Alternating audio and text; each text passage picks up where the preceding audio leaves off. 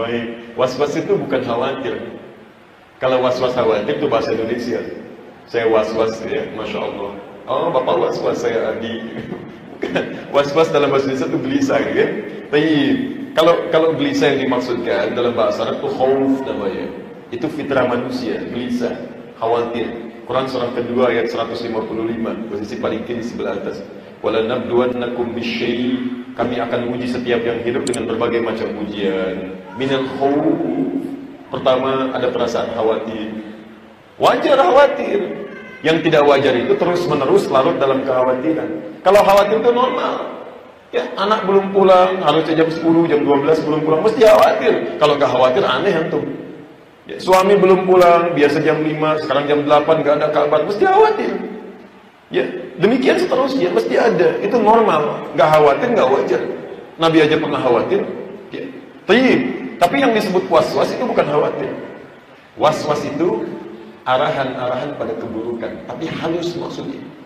Bisikan halus yang tidak disadari. Asal katanya itu. Ya, bisikan halus yang terkadang tidak disadari, yang terkadang tidak disadari. Tahu-tahu sudah berbuat salah aja gitu. Ya, saking cepat.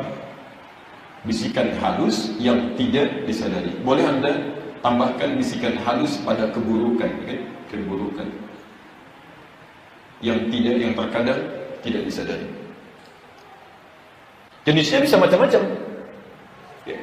Macam-macam, bukan cuma pada was-was. Dalam pengertian khawatir bukan. Ya, bahkan bisa pada motivasi.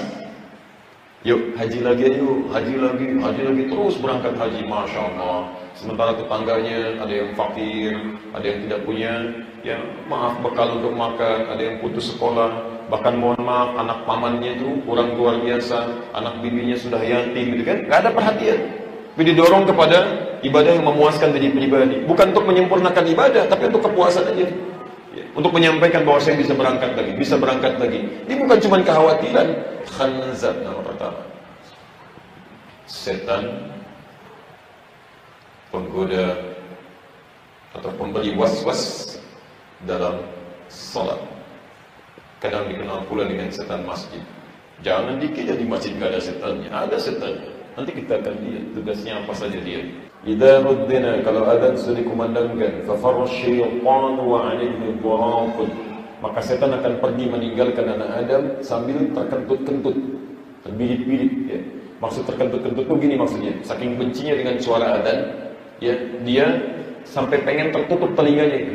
Ya, itu isyaratnya. Jadi begitu adzan selesai, dia balik lagi.